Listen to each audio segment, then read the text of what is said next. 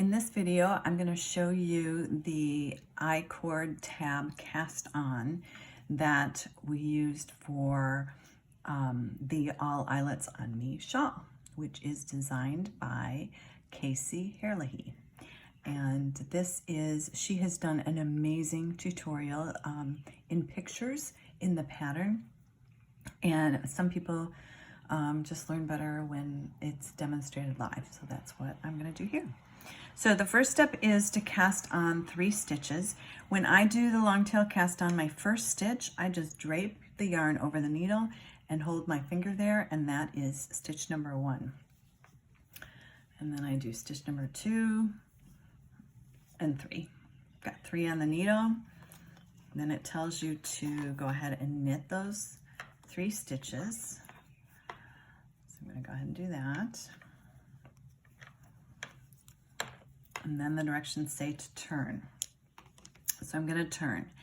Now you can see that there's 3 bumps under the needle, and those are the stitches that later you're going to want to put on the needle. So she says, you know, you might want to put stitch markers through those, and I find this to be extremely helpful. So that's what I did. So you get a locking stitch marker and just put it right through without splitting the yarn, right through the stitch, and hang it off. I don't even bother to close them. Put another one on, and then you've got your 3rd. So now I have these stitch markers hanging off the bottom, and we're going to kind of ignore those for a minute. Okay, then on this row, it says to knit in the front and the back of the first stitch, and then knit the next 2. And then you're going to take 3 stitches from your right hand needle and slip them on to the left hand needle. So now I have 1 on the right hand needle and 3 on the left. And you'll see that the working yarn is coming from here. This is going to create an I-cord on this edge. So the first thing you're going to do is knit, well, easier said than done, right? We're going to knit in the front and the back of that first stitch. So where there was 1, now I have 2 stitches, and then we're going to knit the rest of the row. And now I have 5 stitches on here.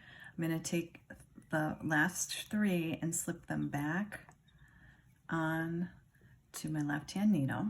Again, my yarn is coming from the very left as I continue the I-cord over here. So we're going to knit in the front and the back, that first stitch, and knit the next 2. Okay, now I have 6 stitches on this needle, and you can see the I-cord starting to form. And so now that I've got 6, and now I'm going to turn it,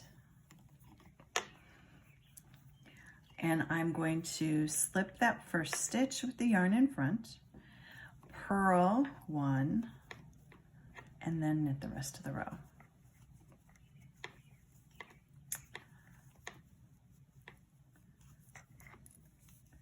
And now I'm going to turn. Okay, and this is what she says is the hardest part in the whole pattern. And it is a little fiddly, a little tricky, but because I've put these stitch markers here, it is so much easier. So watch what I'm going to do. The trick is I want to get these 3 stitches on my needle. So I'm going to take the first one. I just pull on it. The yarn is in the back. So, you know, make sure your yarn is in the back before you start. Pull this and just put it on your needle and take out the marker. Take the next one, pull on it, put it on your needle, take out the marker. Take your 3rd one, pull on it, put it on your needle, and now you have 2, 4, 6, 8, 9 stitches on your needle, and you've got your yarn coming what looks like the 3rd or between the 3rd and the 4th stitch. And it just makes a nice, beautiful round edge with a the I-cord. And now this I-cord is going to go, is going to be on both edges. If you follow the directions the way they're written, you end up with this really cool I-cord. So that is the I-cord tab cast on, and I hope that was helpful.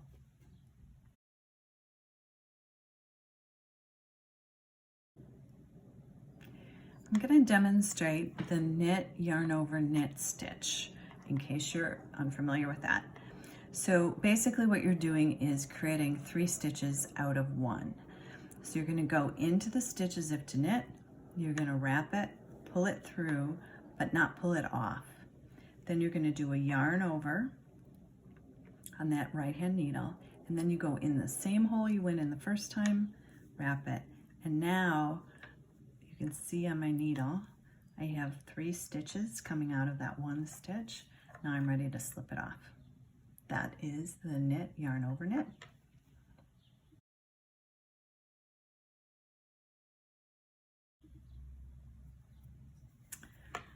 Now I'm going to demonstrate the I-cord bind off. But before I do, I'm going to show you some the way I use stitch markers to make this easier.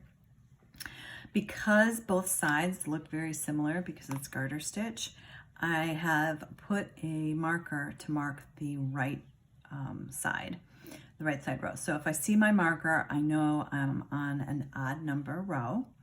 And as I work on the project, I move this up because having this at the bottom is not, you have to go search for it once your shawl gets very long. So I just keep moving it up with me. The other stitch marker I have put at the beginning of a section. So this pattern is written in several sections, and every time I start a new section, I move this marker up to show me the start of that section. So at a glance, I can get an idea how far, maybe how many repeats I've done in that section. And so I know when it's time to count my stitches and figure out where I'm at. You're bound to, at some point, forget to do a decrease or forget to do an increase. And so don't worry about it too much. At the end of the section, she gives you stitch counts. And if you're close to that stitch count, you can either add a stitch or take away a stitch. I always recommend you start the next section with the correct stitch count, but it doesn't have to be perfect. My shawl has several sections where I was off a stitch, or I did too many garter rows, not enough eyelets, whatever it was. But I made sure at the end of each section it was correct from a stitch count standpoint, and then I moved on from there. Okay, so for the I-cord bind off,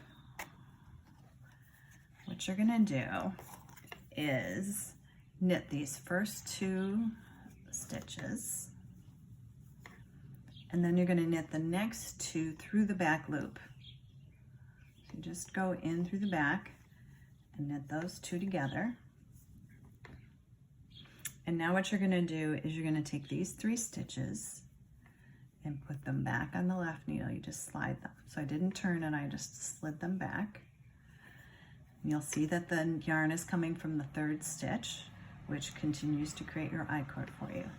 So now you're going to just repeat this, knit 2, knit the next 2 through the back loop, slide those back, and do it again.